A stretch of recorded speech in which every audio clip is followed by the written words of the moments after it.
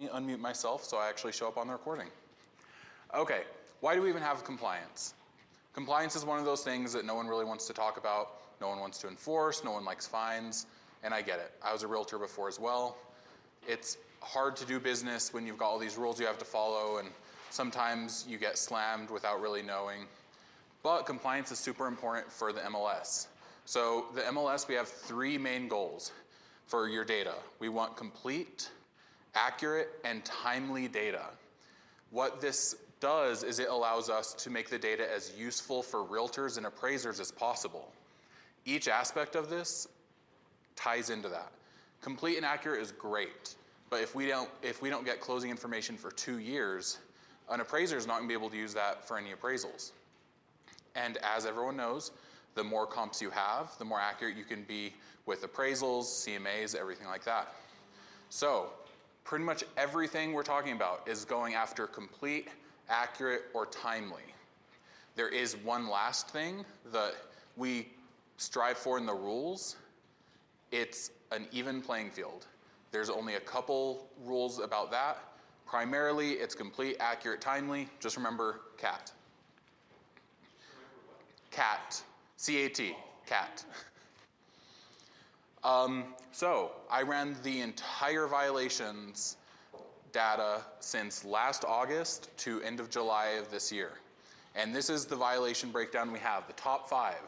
As you can see, a large majority of it is just past projected close date. This is a very important violation for us because if any of you have been realtors for a long time, you'll remember when the MLS didn't have compliance and there were a lot of pending listings that were just abandoned. You didn't get to use them as comps, you didn't know what happened to them. So projected close date is one of the things that we do to kind of prevent that. If we see something go past a projected close date, we know it was supposed to close and we reach out to the realtor. So I'm going to be going over each of these plus a few other violations, but this is a pretty accurate breakdown of what we're seeing the most common. If you want to drastically reduce violations overall, focus on that past projected close date. 54% of all violations sent out are for that. Updating past projected close date or updating projected close date is super easy. Step 1, go to your change listing page. Most of you should recognize this. Go to that little status section there. Click on current status pending. It'll take you to this page and just change the projected close date right there. The whole thing can be done from your phone, from your computer, wherever, because I know a lot of the time realtors are not at their computers. So it's fully changeable from the phone and it takes less than 5 minutes. But the hard part is just remembering when closing gets pushed back a week, pushed to next Tuesday, whatever, just go into the MLS and update it. That way we have accurate data there. And one thing a lot of people forget is a lot of appraisers, if they're looking at comps, some of them will filter by projected close date because if it's going to close tomorrow, they know they can hold off on their appraisal just a little bit to get that closing. If that's not updated and pushed back, they're waiting on a closing that's not coming for 2 weeks. So, very important to get that updated. In general, please update your listing. It's that timely part. This helps everyone make the most use of the data. If it's a status update, so closing, going under contract, contract fell through, withdrawal, anything like that, it's a 48-hour time to change it. If it's a change to the listing agreement, so price change, expiration date change, if your listing agreement was canceled, that you have 24 hours to put in. Any questions on that? Oh, Rules and Regs 2.5 and Rules and Regs 1.4. Yes, you can find all the rules and regs on elpasotx.com under membership, MLS, it's right there. But if you ever want to cross-reference, I do try and put all the rules up there as long as I have space on the slide. Very big one recently, and it's been a huge pain because a lot of you remember when the MLS required compensation. Now we're not allowed to have compensation on the MLS, period. That includes BAC, buyer agent bonus, even the existence of compensation. So please do not put any compensation or the existence of compensation, anything like that, anywhere on the listing. You are allowed to put concessions. Does anyone want to tell me what the difference between concessions and compensation is? If you're not brave, it's on the slide.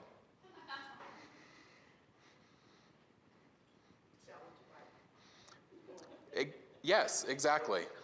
Concessions is going to the buyer themselves. They can use it to pay down closing costs. They can use it to pay their realtor. The buyer gets to choose what to do with that money because it's the buyer's money. Compensation is going from the seller or the listing broker to the buyer's broker. So if it's going directly to the buyer, that's a concession.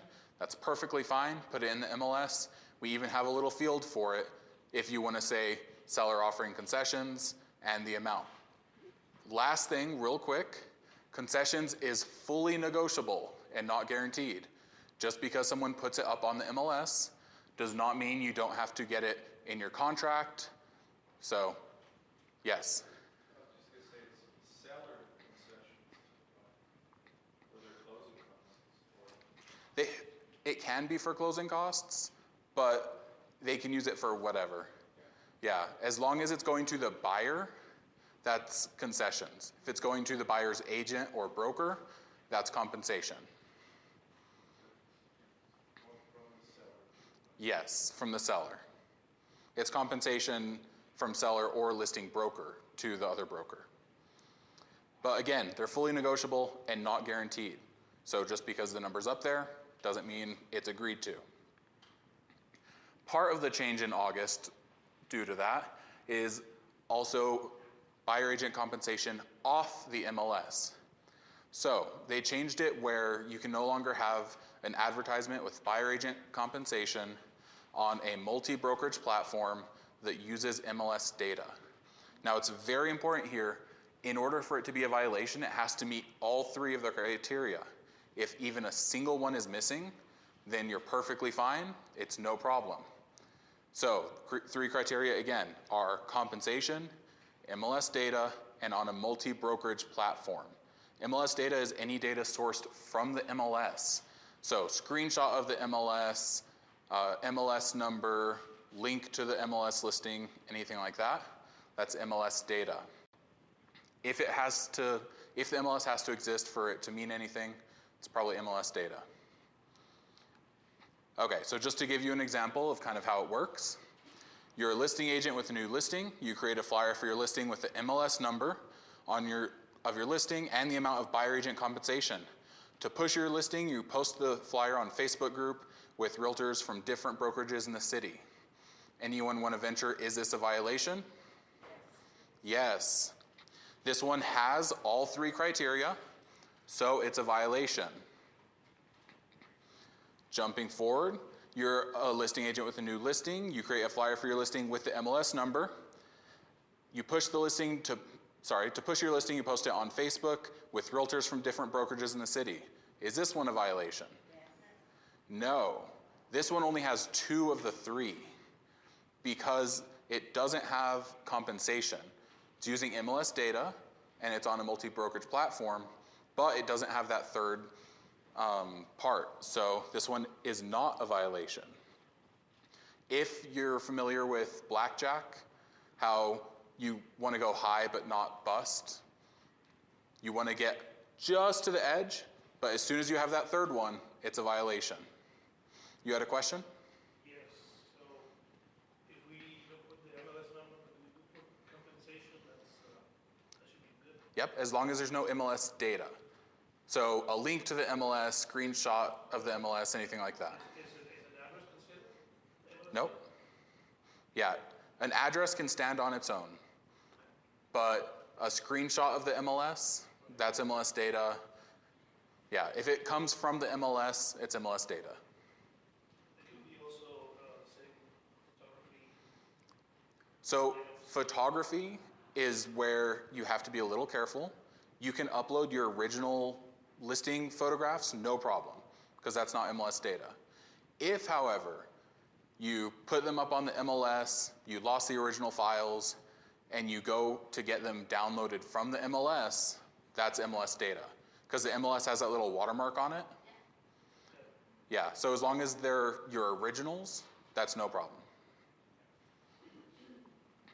Okay, last example on this. You're a listing agent with a new listing again. You create a flyer for your listing with an MLS number and the amount of compensation. To push your listing, you post that flyer on a WhatsApp chat with realtors from your brokerage. Is this a violation? We've got some yeses, we've got some nos. Anyone want to tell me why? Exactly. Even though this one does have compensation and MLS data, this is not a multi-brokerage platform. This is only going onto your brokerage's chat. Now, if someone in your brokerage decides to add someone from a different brokerage, they just made it a multi-brokerage platform. But as long as it's this situation, it only meets 2 of the 3, so you're fine. So in-house is good. Exactly. In-house, use MLS data and compensation, no problem. Yeah, it's one of the rules from the NAR settlement, unfortunately, but this is kind of where it is. Okay, so there's moving on from compensation. Any questions on that before we move on? No? Perfect. There are certain things not allowed in publicly viewable fields on the MLS. So you can't have contact information, so no names, phone numbers, email addresses, links, web addresses, URLs, promotions for a builder, lender, agent, or broker. This one's super important because it's probably the most common one we see for this violation. If you're working with a builder and they give you a floor plan, model photo, anything like that, make sure they don't have their branding on it. Just ask them, hey, I'm uploading this to the MLS, can you give me one without branding? Because MLS rules require that there's no builder logos on anything in a publicly viewable field, which photos are publicly viewable. No calling instructions that request or suggest calling the listing agent. And very important, please do not put showing instructions, security codes, lockbox or alarm information, or the vacancy status of the property in publicly viewable fields. This is for just, quite frankly, safety of the listing. You don't want to be giving gate codes to everyone in the world, because publicly viewable fields, I believe, here we go, are public remarks, photos, videos, pretty much anything that you can go to Zillow or Realtor.com and see that data. Which is not the case with ShowingTime. No, ShowingTime is not a publicly viewable field. Yeah, that's perfectly fine. Same with confidential remarks. That doesn't get sent out to the public. So that's where you would put stuff like gate codes, showing instructions, stuff like that. So that's things in publicly viewable fields. There's certain things that can't be anywhere on the MLS. The big one is conditional offers or incentives. These you see fairly often, unfortunately, but they are dying down some. So say the builder's offering great incentives if you use their lender, or with full price offer. Any condition attached to an incentive would be a violation of this one. So $10,000 concessions with full price offer, if offer accepted by Tuesday, through this title company, through this lender, anything that the incentive is conditional on action by the buyer or their agent, it would fall under this. You are fully allowed to just say $10,000 concession available. That's no problem, as long as you don't go and attach a condition to that offer. And the one we talked about, but it's a hefty fine, and I really don't want to see it from anyone, is please don't put compensation information anywhere on the MLS. Don't even talk about the existence of it. Don't say call listing agent for compensation. Every buyer's agent, if they want to know compensation, will call you. You don't have to put it in the MLS. Okay, big one on listing entry. Please enter all listings that are going to be filed with the MLS within 48 hours. Office exclusive listings, which weren't going to be filed but had public marketing, need to be entered within 1 business day. It's a $1,000 fine for violations of this rule. Once again, I can't afford that fine. I'm not sure how many of you can, but please don't do it. Public marketing is flyers, yard signs, social media posts, email blasts out to the world, anything that the public is finding out about the listing, that's public marketing. And this one is very important because it's really hard as a buyer's agent when your buyer says, hey, this house in my neighborhood just got a sign up, I want to go see it, let's schedule. And you as a buyer's agent go to look it up on the MLS and you cannot find anything because now you're looking unprofessional to your client and you can't do your job. So we take this very seriously. This is one of those setting an even playing field to make sure everyone can thrive. Okay, I have a question. Yes. Okay, so if I have an exclusive listing Mm-hmm. that I'm sharing with my company, Mm-hmm. but then I decide to make a flyer for it, or I decide to put a yard sign, Mm-hmm. then I have to put it in MLS within 1 business day? Correct. Okay, so it's the trigger is when you put it out to the public. Yes. where- Okay. Yeah, any public marketing. And we'll go into a little detail. Hopefully most of you recognize this from TXR 1101, the residential real estate listing agreement. This is paragraph 6 for listing services. It talks about the MLS, submitting the property to the MLS, so on and so forth. You'll notice 6A1. This is what a lot of people choose. Broker will file this listing with 1 or more MLSs by the time required by MLS rules, or 5 days, whichever sooner. For MLS rules, that's the 48 hours. B, they have until blank days for the following purposes. But the office exclusive one you were talking about is right here, 6A2. So this is on your listing agreements where you say the property will not be publicly marketed, right there. And at the bottom, seller further acknowledges and understands that if this option is checked and the property is publicly marketed by anyone, including seller, MLS rules require the broker file this listing with the MLS within 1 business day. So, especially if you've got a seller that says, hey, I do not want this out to the public, let them know that's fine. We don't have to put it in the MLS. But when you decide to post on Facebook, hey, I'm selling my house, let me know so I can get it into the MLS. Okay, we're moving on to media. Please keep at minimum the number of photos. We see this one coming up a little more often now. For residential resale, residential lease, and multifamily, you have to have a minimum of 6 different photos. New homes have to have 3 different photos. Land and unimproved lot have to have 3 different photos, and commercial have to have 6 different photos. And once again, different photos. We have had some people put 6 of the same photo up, and they still got slammed for this. A lot of sellers will be worried about privacy. It can be 6 exterior photos. That's no problem. And if you want, you can even show them the private system on MLS. Mark any photos that you don't want syndicated out as private. They'll be available on the MLS and nowhere else. That way appraisers can still use them for comps and get an idea of the house without it going on Zillow, Realtor.com, stuff like that. Primary photos. These are the photos used as the thumbnail on every website, including the MLS. Residential resale, lease, and multifamily. It has to be the front of the property is recognizable from the street. If you've got your photos and you're uploading them, say you upload the wrong one first, all you have to do is go to your photos and hit the little flag. That'll change your primary photo. It doesn't matter what order you drag them in. So just hit the flag and you'll be set there. For new homes, the front of the property is recognizable from the street, or a floor plan, artist rendition, or photo of the model home. All of those are acceptable as the primary photo. For land, it can still be front of the property recognizable from the street, but you get plat map, survey, or aerial views. And for commercial, it has to be a front elevation or aerial view of the property. Everyone good here? Perfect. You guys are so quiet. I'm gonna have to force you to talk. Okay, media violations. Photos can't include people, watermarks, logos, agent, broker, builder information, or for sale signs. Like we talked about earlier, if you've got a floor plan from a builder, anything like that, just say, hey, can I have one that's not branded? It's going up on the MLS.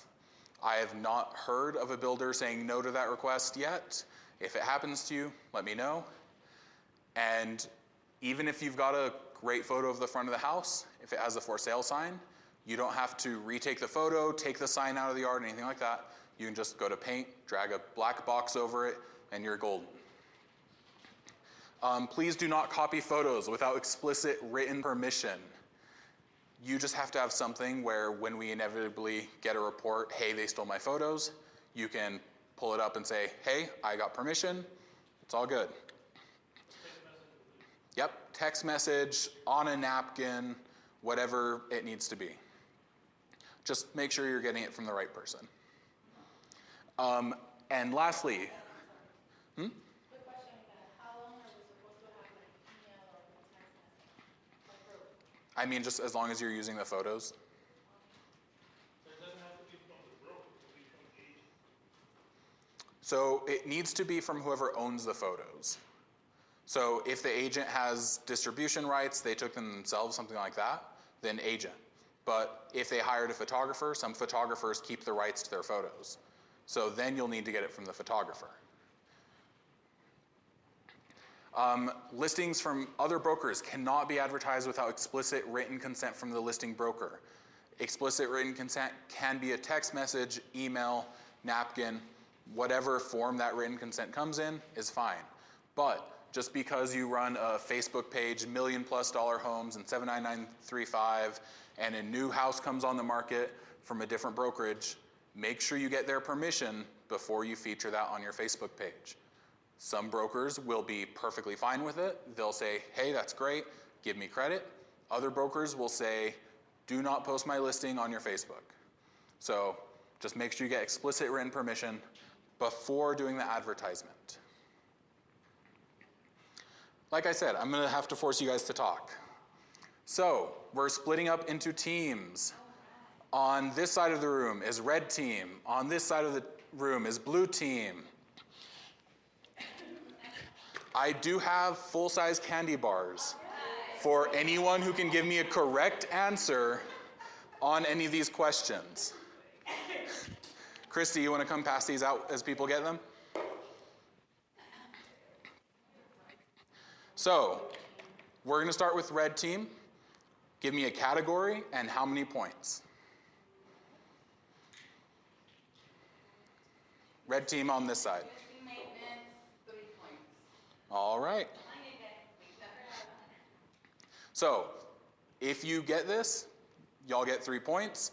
If you miss it, it is a steal for the other team.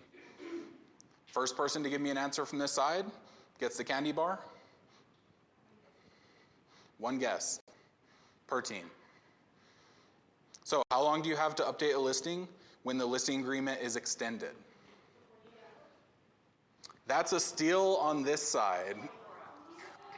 Who said that? There we go.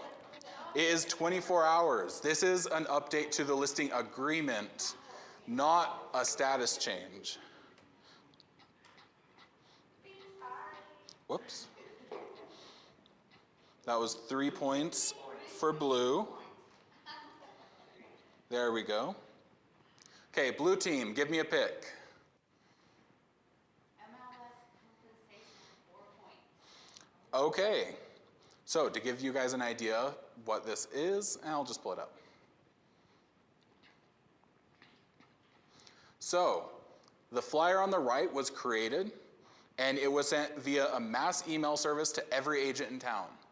Each agent received an email sent only to them and can't see who else was sent the email. Is it a violation? We got a no, which is correct. In the back, Christy. So, this was a violation because it's a one-to-one communication. If they had put that email list in the to or CC field, where the recipients can see everyone else who received it, that's a multiple brokerage platform. But because no one else was able to see anyone else on it, then it's a one-to-one communication and perfectly fine. So this is just like sending a text message. Yeah, a text message to one person, perfectly fine. And how much is this commission? Yep, that's zero problem. Yeah, if you made a group text with other brokerages, then it's an issue. But it was in your own brokerage. Perfectly fine as well.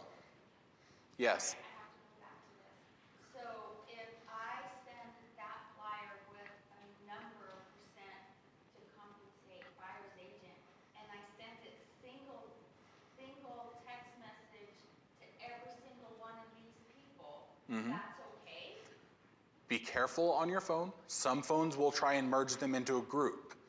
If it merges them into a group, it's not okay. Right. If it sends a message to each person, perfectly fine. Okay. The rule of thumb is if anyone can reply all and say, hey, I also have a listing on 123 Main Street offering X% commission, that's a multi-brokerage platform. But if it's a one-to-one communication, even if it's a one-to-one communication with 3,000 people, that's perfectly fine. It's everything's coming from the agents, right? What do you mean? Like somebody from the outside could say, that's compensation. Like an individual person and then outside. Yeah. I would be very careful with that. When this first came out, I did have lenders say, well, if I make the flyer for them, can I post it on Facebook? They're still acting on behalf of the agent. So as long as it has the listing information, it's a violation. So if it has all three criteria, so if it has MLS data, compensation, and is on a multi-brokerage platform, it's a violation. If any part is missing, then it's fine. What I'm saying is just for example, somebody on the outside takes a snapshot of something and just puts it on there. Maybe the owner, maybe the seller. Would that be a violation? It could be.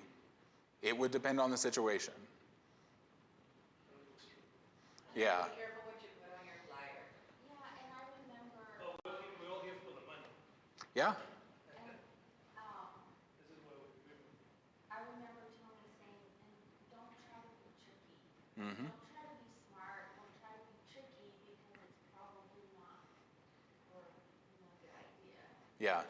Especially keep in mind, if a buyer's agent has a buyer interested in the property, 90% of the time, it doesn't matter if you put compensation on your flyer or not.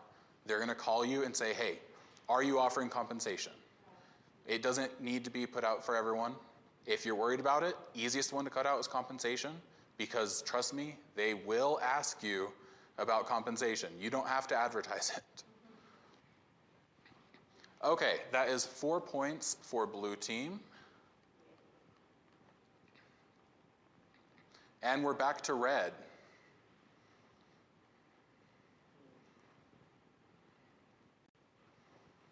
Let's define the violation for 4. See, you picked a hard one on that one.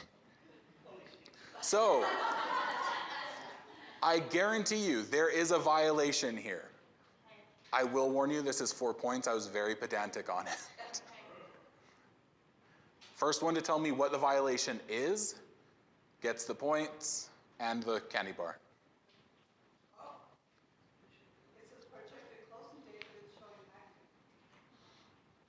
That was my fault.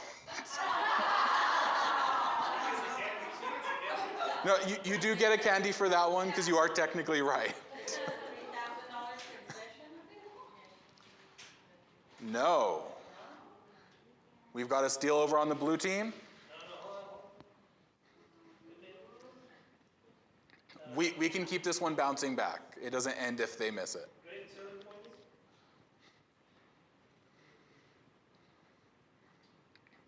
Hold on. Unless you want to give it to them.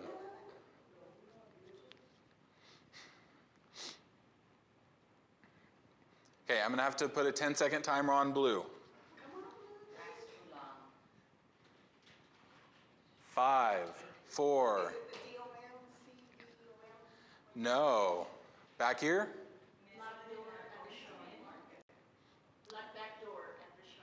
Nope, that's perfectly allowed and confidential. Nope. I'll give you guys a hint. I know, $3,000 condition without providers closing costs. No, that's a concession. That's allowed. That's one of those red herrings. It's a hard question. All of you are focusing on all of this. Measured by a per acre. Look at some What was that? It is acres. That is nowhere near 8,000 square feet on the lot. Incorrect listing information is a violation.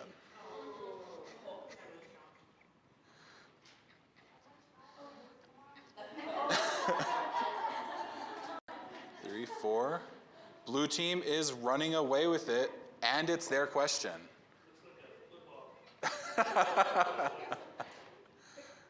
Blue team, give me a category and a points. Man, you guys hit high. Oh yeah, this one's very different. Mainly, it's 54% of all violations, so I need this one driven home. What are the steps to change the projected close date?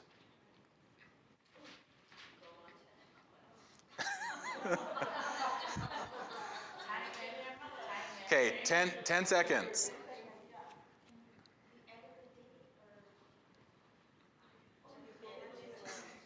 4, 3, 2, 1.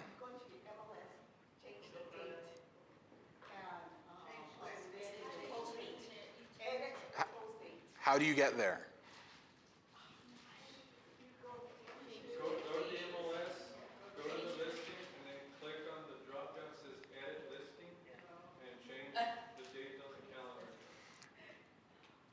You missed a step. I'm going to bring it to red. Okay, red. Go to menu. Go to change listing. Yep. Go down to your right, left-hand column, Mm-hmm. and change closing date. So you're missing one step. Okay, I'm going to drop this one. And this is why it's 4 points. Change listing. In current status pending. Projected close date is not visible from the change listing. Then you can update the projected close date. So make sure you go to that current status pending, because otherwise you won't be able to make the change. And no points on that one. You can change it while it's still under pending, right? Yes, you have to change it while it's under pending. But if it's already under pending. So the current status pending doesn't change the status. It's to change the details in that status screen. You forgot that add the address you're going to change. So you should give us back where. How about you guys get the question choice? It's automatic. First person topic and points. Listing entry for 3 points. How long do you have to enter a listing that was not filed with the MLS once there's been public marketing? Do you want to modify that slightly? No, not in that direction. There you go. It ends 1 business day. Will you give him a candy? Yeah, red team's catching up now. Blue team, give me a category and a points. Reagan, I'll take listing entry for 4 points. Back to the big hitters. One guess, which of these is not allowed on the MLS? Who said C first? Shy, you get a candy. Option C is a conditional incentive. The concession's there, perfectly fine. It's going to the buyer.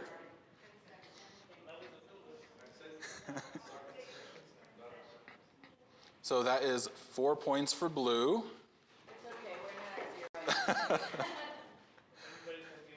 I think there's enough points on here to catch up. I haven't done the math. Let's hear it. Find the violation. All right. This one should be a lot easier than the last one, I promise. Guaranteed there's a violation on this.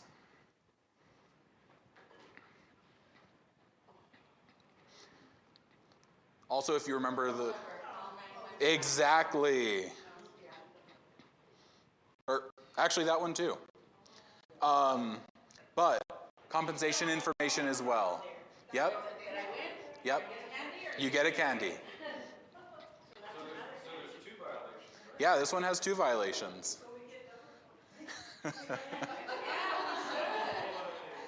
I'm not that nice. Question. Yes. I see, on public remarks, it doesn't have a phone number or it doesn't say me, but it says call today. Mm-hmm. Is that a violation? No, because it doesn't say who to call. Yeah, that would probably be fine. If it said call listing agent or something like that, then it would be. But the rule is very specific that it's instructions to call the listing agent. But good question. Blue team, finishing up. We got it right, doesn't it come back to us? No? Are you sure are you sure that's how it should have been working? Because they've been getting a lot right. Yeah, no, it keeps switching between. Okay, blue team. All right. Once again, is this a violation? The flyer to the right was posted on a WhatsApp group with realtors from different brokerages. Who was the first one to say yes? Perfect. Back there. Oh, no, my bad. Jumping over here.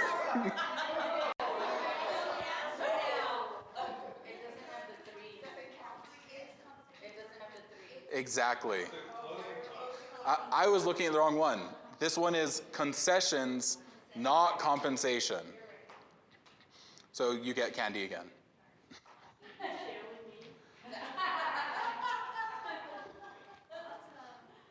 Okay, that's 3 for red team, and you guys have the board again. We do? Yeah, that was their question. Oh, that's where I got confused. Okay, you guys, whatever you want. Listing entry for 2 points. How long do you have to enter a listing into the MLS if you check the box in 6A1 to file it with the MLS? 24 hours. No, jumping over to... 48 hours. 6A1 says we will file it with the MLS. 1 business day would be if you said we are not filing it with the MLS. And then there was public marketing.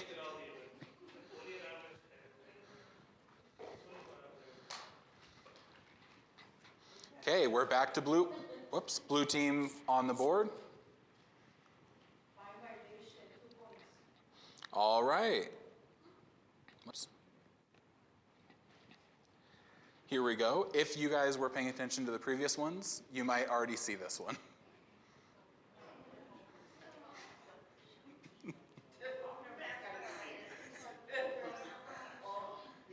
Okay, phone number. Exactly. So if we can get candy there. So you messed up on another slide. Yes.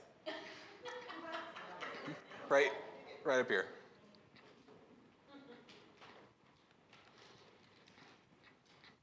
Okay, red team.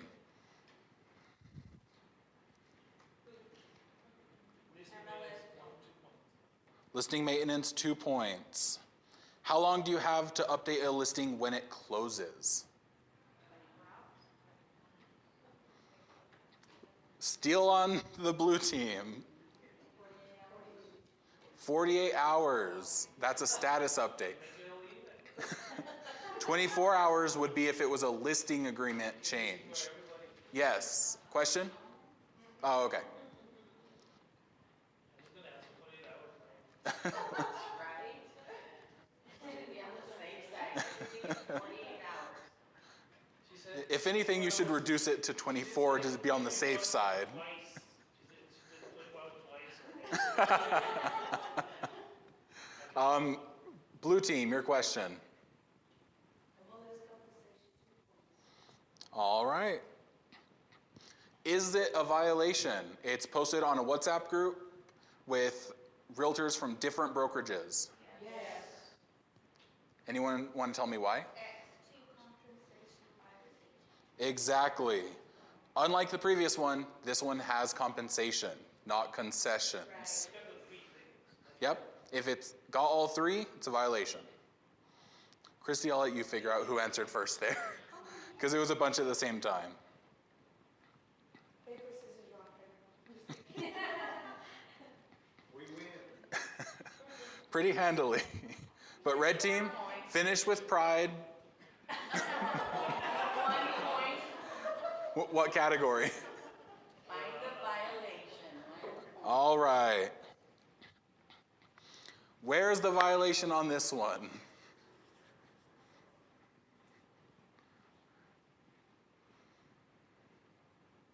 And because I was giving them a timer, I'll give you guys a timer too, like 15 seconds. And 15 seconds to you, for them was 30 seconds.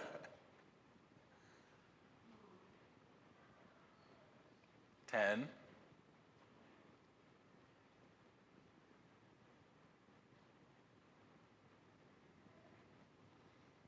5, 4, 3, 2. Nope, not acres, not concessions. Steal back over here. Nailed it up front. This has a for sale sign in the front.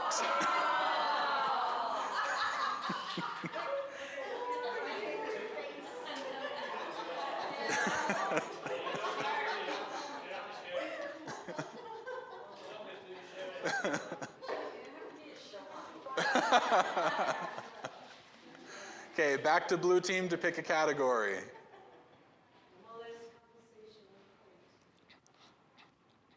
All right, is it a violation? The flyer on the right is distributed door to door by the agent. They're leaving a copy of the flyer at each property in the neighborhood.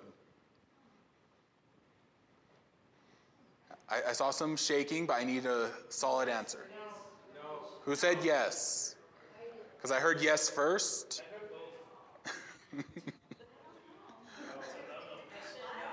Steal over here. Offering percentage to compensate buyers. So you're saying yes? Unfortunately, both sides said yes. This one is no. But you answered during their turn, she answered during your turn.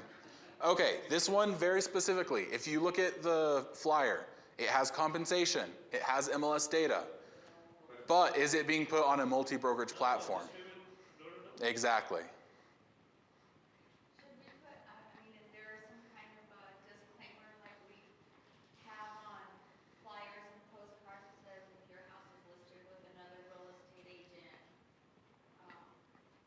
like discard this? Oh, probably. I just couldn't fit that on the slide. If you're a real estate agent that lives in this house. Right. I mean, I don't know. No, even if a real estate agent lives there, It's just direct. it's a one-to-one. That's no problem. Okay. Yeah, it would be a problem if you like collected a bunch of different brokerages, put them on a flyer all together, then it might, because that's a multi-brokerage platform, but this is a single house, so no points on that. I believe that was y'all's, so back to red. Doesn't matter, we're gonna get it wrong. I don't know, we're at the 1 points.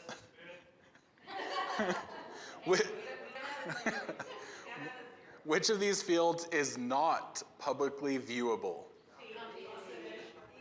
Exactly. Confidential remarks is not publicly viewable. It is confidential.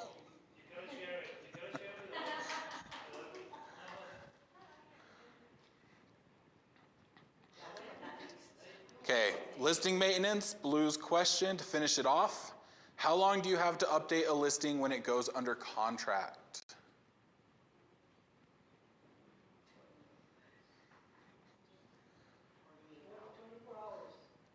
It is 48 hours. Remember, if it's a status change, 48 hours. If it's a change to your listing agreement, then it's 24. But that is the end of the game. I thought we were going to take a whole lot longer on that game. I've seen a lot of like coming soon. How many days can you put it out? 7 days. After 7, it'll automatically move. There's no violation for it. The system will take care of it itself. Yeah. She asked, there's a lot of coming soon. How long can a listing be in coming soon status? Yeah. And the system will automatically move it out of coming soon to active after 7 days. Unless you want to move it earlier. Yes.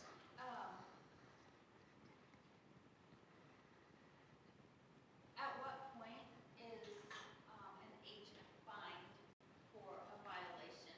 Like, do we get a couple of readings or warning? It depends on the agent and the violation. So if it's an agent that it's a repeat offender, they're not getting very many free passes. But most of you who have received a violation, you'll notice there's a grace period there. It's typically 7 days. As long as the violation's fixed within those 7 days, then compliance can typically waive the fine. Even if the first notice you get has a fine, most of them have that grace period, so that if you fix the issue, then they waive the fine and it's not a big deal, unless it continues to happen constantly. Also, can you explain to us the benefit of us reporting violations? Yes, you get more accurate data. That's about where it stops. The big thing on reporting violations is it's completely anonymous. So you don't have to worry about professional relationships with anyone you're working with. And it means that we can take care of handling the compliance on it in order to get that listing more accurate, more up to date, whatever needs to be done. So if it's long past closing, or say you were on the buyer side and they didn't give you credit, I know a lot of brokerages require having that MLS printout before you'll get paid. So you don't want to call the listing agent and berate them for not giving you credit. It's already closed, it's too late for them. When you report the violation, we take care of that and get it up to date. Can you get a commission for stitching? No. Credit. You mentioned credit. Oh, closing credit. So when you close on the MLS, you say who the listing agent, co-listing, buyer, co-buyer. Some people aren't crediting the buyer's agent. They're just putting themselves or non-member. And that's a big deal because, for starters, some brokers require the MLS printout to pay their commission. But also, the MLS data is an acceptable source for TREC when you're going to get your broker's license. So if you're missing credit and you're planning on getting your broker's license, that's one less transaction you have to report to TREC to get your broker's license. Yeah. Well, you should call your listing agent and say, hey, can you please update it? If it's already closed, they can't change it. Yeah. Now, if you want to be extra nice, you can call them and say, hey, I know you didn't credit me. Will you email the MLS and they'll get it up to date? And we can change it, no violation sent. Like I talked about earlier, MLS priority is always complete, accurate, and timely data. If we can get that without sending a violation, we do every single time. If anyone here has ever called us because they're closing it later than they should have and the system won't let them close it with the right closing date or anything like that, we just fix the issue without a violation going out. However, if a violation goes out before we fix it, then we have to leave it to the compliance department to deal with the violation. We just fix it at that point. Any other questions before we break out? I have a question. Mm-hmm. If a property is on an HOA and it is not included in the MLS, Mm-hmm. HOA property is a violation. Yes, inaccurate information is a violation. And typically a violation like that, just hit report violation, let us know what it is. We'll reach out to the listing agent to get it corrected. As long as they correct it super quick, it's not a big deal. When you say reach out, it's just email. Email, call if it's still an issue. Yeah, if you're getting a call from us about compliance, it's not a good sign. Anything else? No? Okay.